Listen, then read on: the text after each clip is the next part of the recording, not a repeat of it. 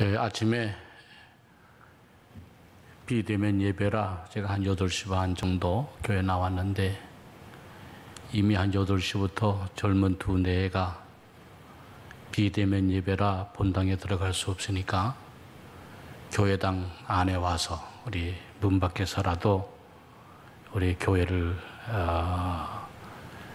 위해서 또 예배를 드리는 마음을 가지고 기도를 해야 되겠다 생각하고 교회 주차장 안에서 기도하고 있는 두 젊은 부부를 보았습니다. 간절한 마음으로 성전 예배를 사모하고 주님 앞에 간절한 마음으로 기도하는 그 성도들의 그 귀한 모습을 보면서 제 마음속에 참으로 참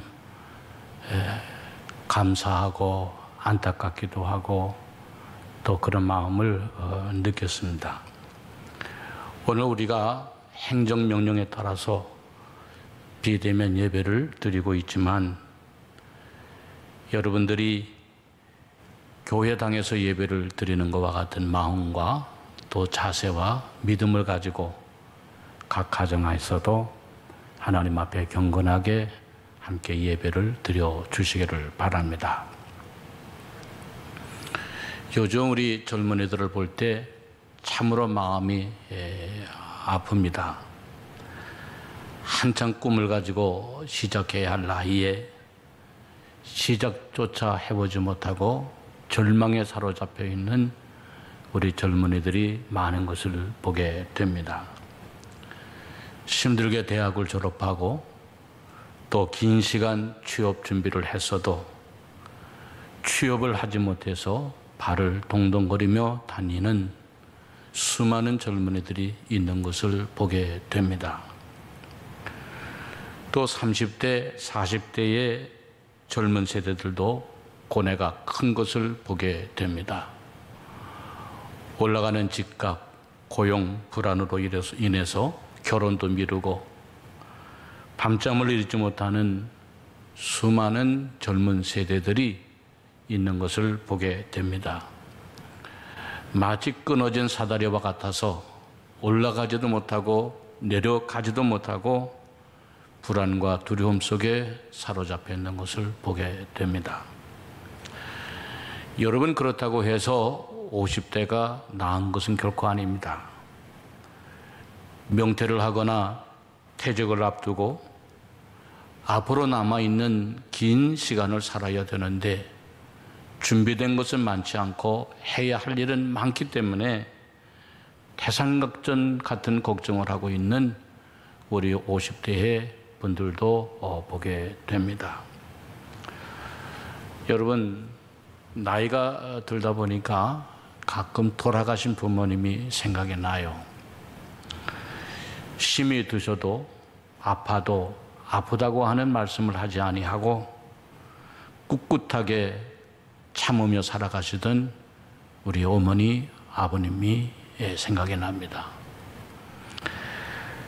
자녀들을 마음껏 도와주지 못해서 뒤돌아서서 눈물 흘리시던 그런 모습들이 생각이 나게 됩니다. 여러분, 어려운 시대에 우리들이 어떻게 살아가야 될까? 이 어려운 시대에 우리들은 그렇다 할지라도 자손들이, 자녀들이, 젊은이들이 어떻게 살아야 되어질까?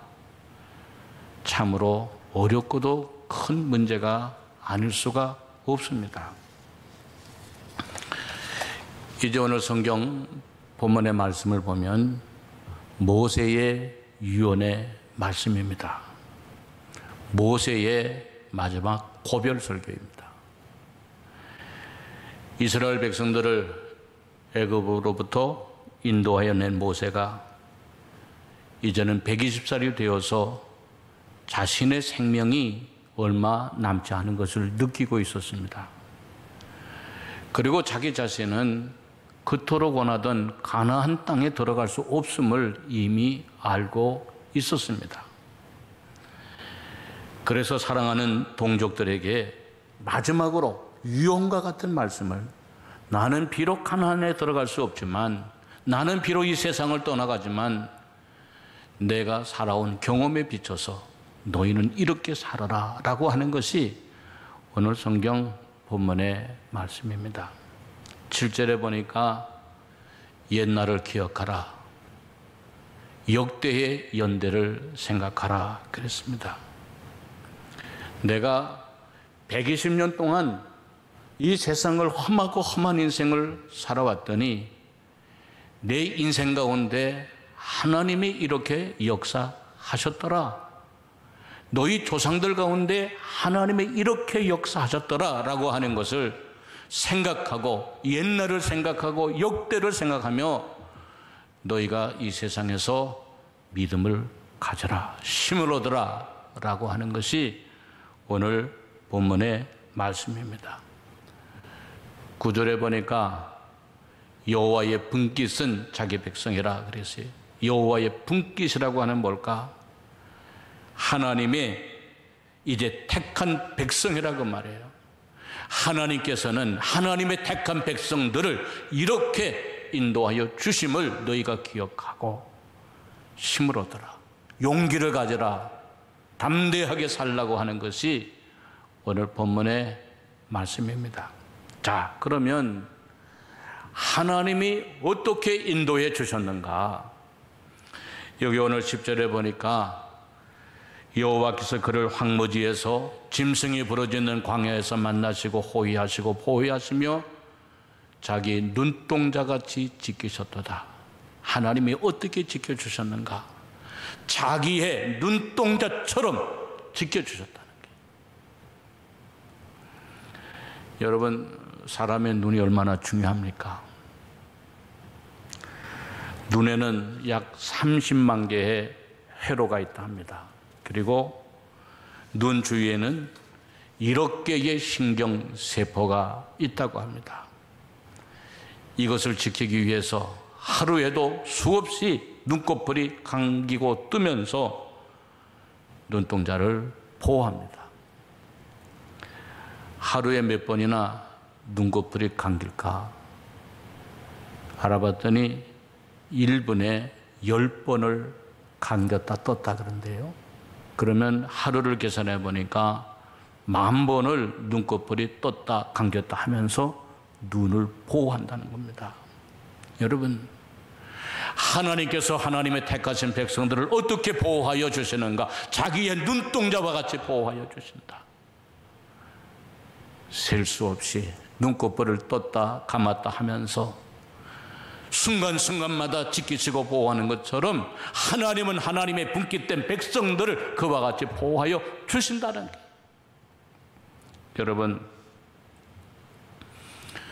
살아온 지난 세월들 먹는 거, 마시는 거, 입는 거, 살아온 거, 숨 쉬는 거 다 그냥 저절로 되어진 것 같아도 돌이켜보면 하나님의 은혜가, 하나님의 돌보심이 아니었던 것이 하나도 없는 것을 깨닫게 되어진다는 게.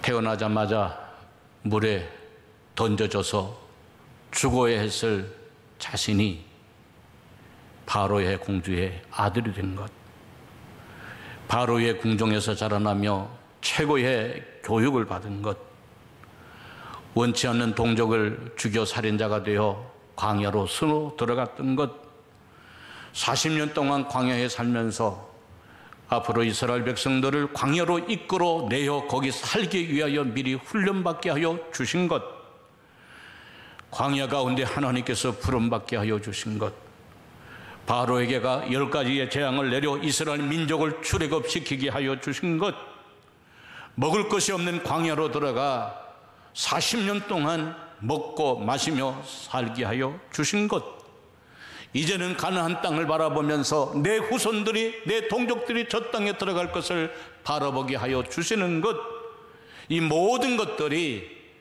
하나님의 인도하심과 하나님의 보호하심과 하나님이 지켜주심 때문이었다라고 하는 것입니다.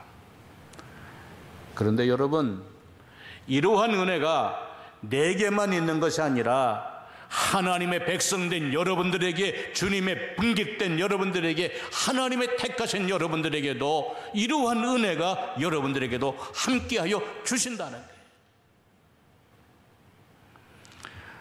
사랑하는 성도 여러분, 코로나19로 지치고 피곤하고 매일같이 들려지는 얘기가 어렵고 부정적인 얘기 들려오지만 힘을 내시기를 바랍니다. 비록 지금 힘이 들어도 과거에 함께하여 주신 하나님, 나를 지키시고 보호하시고 호위하시고 인도하여 주신 그 하나님이 오늘도 여러분들과 함께하여 주신다는 것을 믿으시기를 주의 이름으로 축원합니다. 둘째로, 하나님이 어떻게 나를 인도해 주셨는가? 하나님은 사랑으로 나를 연단시켜 주셨다는 거예요. 본문 11절 12절에 보니 마치 독수리가 자기의 보금자리를 어지럽게 하며 자기의 새끼 위에 너풀거리며 그의 날개를 펴서 새끼를 받으며 그의 날개 위에 그것을 엎는 것 같이 여호와께서 홀로 그를 인도하셨고 그와 함께한 다른 신이 없었도다 그랬어요. 여러분, 독수리는 아무도 쉽게 접근할 수 없는 낭떠러지나 절벽의 틈에 둥지를 틉니다. 그 절벽 사이에 낭떠러지 틈에 이제는 나무가지를 갖고 얼기설깃을 켜고 자신의 깃털을 뽑고 부드러운 풀들을 모아다가 둥지를 만들어요. 거기에다 새끼를 낳고 부화를 시키고 새끼를 키웁니다. 새끼 독수리는 어미 독수리가 날아다 준 푹신푹신한 둥지에서 그 먹이를 받아 먹으며 자라납니다. 그러던 어느 날 사랑으로 돌봐주던 어미 독수리가 날개를 퍼덕이며 보금자리를 흐트러 버립니다. 둥지 안에 있는 새끼를 괴롭힙니다. 새끼를 끌어내기 위해서 푹신푹신한 깃털을 날려버립니다. 그러면 가시만 남게 되면 새끼가 나옵니다. 가시에 찔리지 않으려고 발버둥이는 새끼를 발로 밀어내버립니다. 새끼 독수리는 견디다 못해 기어나오다가 절벽으로 떨어집니다. 새끼 독수리는 날개의 짓을 해보지만 한 번도 날아보지 못한 새끼이기 때문에 그냥 곤두박질 쳐서 절벽 아래로 떨어집니다. 그 새끼 독수리가 땅에 떨어질 즈음에, 바위에 부딪힐 즈음에 어미 독수리는 선살같이 날려와서 날개를 펴고 떨어지는 새끼 독수리를 자기 날개 위에 엎습니다. 그리고 다시 어미 독수리는 하늘을 향하여 날아가서 그 높은 공중에서 새끼 독수리를 또다시 떨어뜨립니다. 떨어지는 새끼 독수리를 향하여 손살같이 달려온 날개를 펴고 날개 위에 떨어지는 새끼를 받습니다. 이렇게 하는 사이에 새끼 독수리는 날개에 힘을 얻게 되고 하늘을 나는 새 왕자로 자라나게 되어진다는 겁니다. 바로 하나님께서 우리를 그렇게 인도하여 주셨다는 거예요. 실제로 하나님은 아무것도 없는 그곳으로 이스라엘 백성들을 몰아넣었습니다. 먹을 것도 없고 마실 것도 없고 입을 것도 없는 광야이었습니다. 그 안에 하나님은 40년 동안이나 몰아넣어 살게 하셨어요. 왜 그러셨을까? 그것은 하나님이 택하신 백성이었기 때문에, 하나님의 사랑하는 백성이었기 때문에, 오직 그 백성이 하나님만을 의지하고 하나님의 구원을 이루어갈 거룩한 구원의 씨로 삼기 위해서 하나님은 이스라엘 백성들을 그렇게 사랑으로 연단하여 주셨다는 것입니다. 세 번째로, 하나님은 어떻게 인도해 주셨는가? 모세가 돌이켜보니까 가장 좋은 곳으로 하나님은 인도해 주셨다고 하는 겁니다. 14절에 보니까 여호와께서 그가 땅의 높은 곳을 타고 다니게 하시며 밭의 소산을 먹게 하시며 반석에서 꿀을 굳은 반석에서 기름을 빨게 하시며 소의 엉긴 젖과 양의 젖과 어린 양의 기름과 바산에서 난 수양과 염소와 지극히 아름다운 밀을 먹이시며 또 포도즙에 붉은 술을 마시게 하셨도다 그랬어요.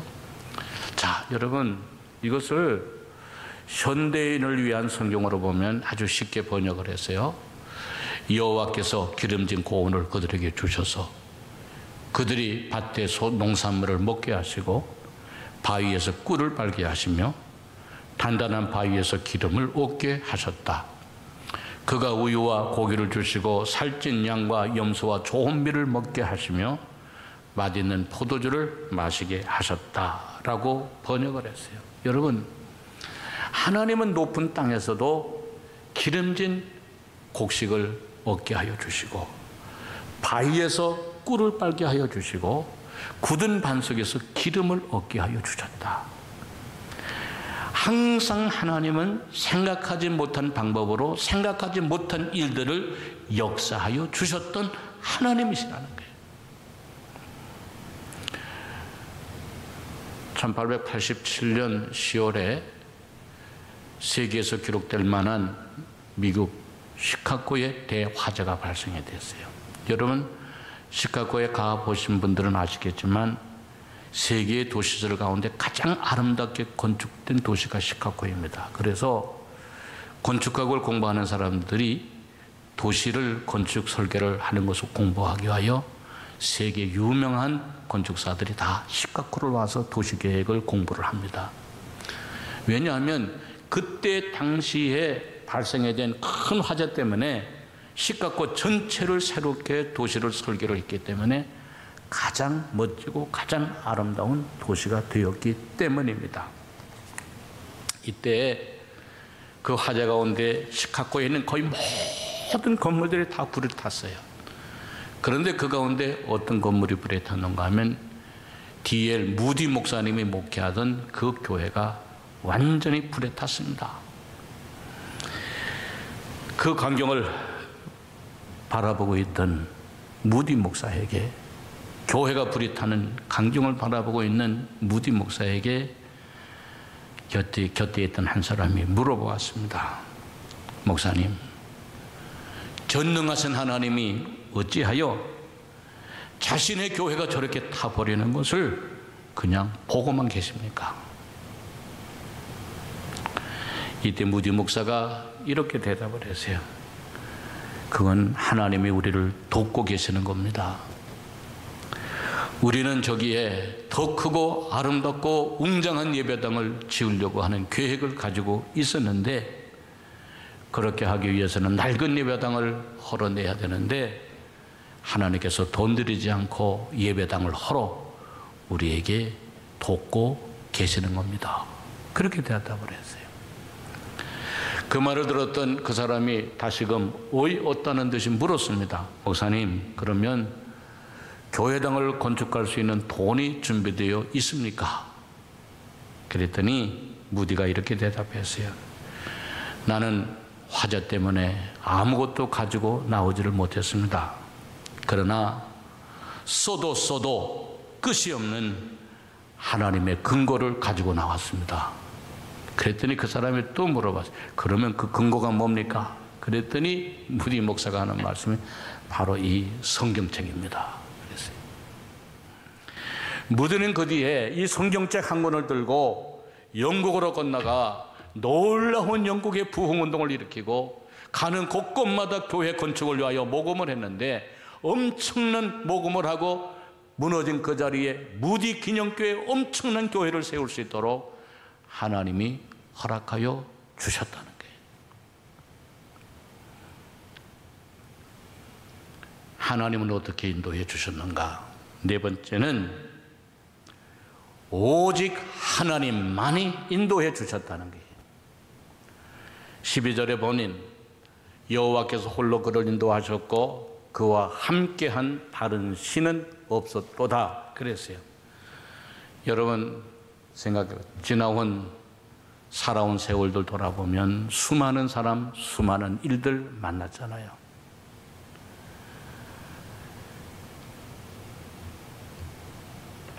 그러나 끝까지 남아주었고 끝까지 함께해 주었고 끝까지 도와주셨던 분은 오직 하나님 한 분뿐이었다라고 하는 거예요. 여러분 사실 우리가 지나온 수많은 세월들 생각해 보면 수많은 사람들 만났습니다. 한때는 없어서는 못 살 것 같고 저 사람만은 절대로 변하지 않을 것 같고 저 사람은 끝까지 나와 함께 있어줄 것 같았어도 결국에는 혼자라고 하는 사실을 우리는 알게 됩니다. 그런데 나를 지으신 하나님, 나를 창조하신 하나님, 나를 도와주셨던 그 하나님은 끝까지 나와 함께하여 주셨다는 게, 그러니 너희도 그 하나님을 믿으라는 거예요. 그 하나님을 끝까지 의지하라고 하는 거예요. 하나님은 한 번도 나를 떠나지 아니하시고 하나님은 한 번도 나를 배반하지 아니하신 그 하나님, 여러분들이 꼭 기억하고 믿으라는 거예요. 여러분을 지으신 하나님, 창조하신 하나님. 아프리카의 한 인쇄업체에서, 큰 인쇄업체인데 미국의 한 유명 회사로부터 인쇄기 한 대를 비싼 값에 수입을 했습니다. 그러나 얼마가 되지 않아서 그 인쇄기에 문제가 생겼는지 작동이 되질 않았어요. 그래서 판매한 업체에게 문의를 해서 고쳐보려고 했지만 쉽게 고쳐지지가 않았어요. 결국 미국의 판매한 회사에게 고쳐줄 전문가를 파송해 줄 것을 요청을 합니다. 얼마 후에 한 명의 전문가가 미국으로부터 왔는데 남아공 공항에 도착을 하게 되었을 때 마중을 나갔어요. 그 회사의 사람들이 급하니까 모셔오려고 마중을 나갔어요. 마중을 나간 사람들이 깜짝 놀랐어요. 그 이유는 미국으로부터 온 전문가는 20대 정도밖에 보이지 않는 너무나 새파란 청년이었기 때문에 그래요. 현지인들이 고민에 빠졌어요. 이 사람이 어떻게 고칠 수 있을까? 그리고 돌아오자마자 이제는 미국의 본사에 다시금 팩스로 전문을 보냈습니다. 우리는 지금 시간이 없으니 노련한 전문가를 우리에게 파송해서 빨리 고쳐 주어야지만 된다. 그랬더니 곧바로 팩스가 회신이 왔어요. 그 팩스는 단 3줄의 답신이었습니다. 그 젊은이가 바로 그 기계를 설계한 장본인입니다. 둘째, 그 기계는 제일 잘 고칠 수 있는 사람이 바로 그 사람입니다. 셋째, 그 사람의 지시에 절대적으로 따르고 지시에 복종하십시오. 3줄이에요. 여러분, 나를 지으신 하나님, 나를 사랑하여 주신 하나님, 나를 제일 잘 알고 계시는 그 하나님, 모든 문제의 해답을 알고 계시는 하나님이 바로 여러분을 사랑하여 주시는 하나님이심을 여러분은 꼭 믿으시기를 바랍니다. 사랑하는 성도 여러분, 이 시대를 살아가는 게 얼마나 어렵습니까? 알지 못해서 어렵고 해결할 수 없어서 어렵고 힘이 없어서 어렵고 능력이 없어서 어렵지 않습니까? 그러나 천지를 창조하시고 나를 사랑하여 주시고 문제의 해답을 알고 계시는 하나님을 믿으시기를 바랍니다. 사랑하는 성도 여러분, 코로나19로 우리 모두가 지쳐가고 있습니다. 세상의 답을 구하고 있지만 아는 사람이 하나도 없습니다. 해결할 수 있는 능력도 없습니다. 모두가 백성들을 괴롭히는 얘기들 뿐입니다. 힘들게 하는 얘기들 뿐입니다. 그러나 세상을 창조하시고 우리를 사랑하시고 지으시고 답을 알고 계시는 분은 하나님이심을 기억하시기를 바랍니다. 그 하나님의 여러분들을 눈동자와 같이 지켜주실 것입니다. 하나님은 여러분들을 연단 후에 더 좋은 것으로 채워주실 것입니다. 하나님은 가장 좋은 것으로 인도하여 주실 것입니다. 그리고 그 하나님만이 여러분을 도와주실 것입니다. 그 하나님을 믿고 이제는 승리해 나가는 우리 녹음교회 모든 성도 다 되어지시기를 주의 이름으로 축원합니다.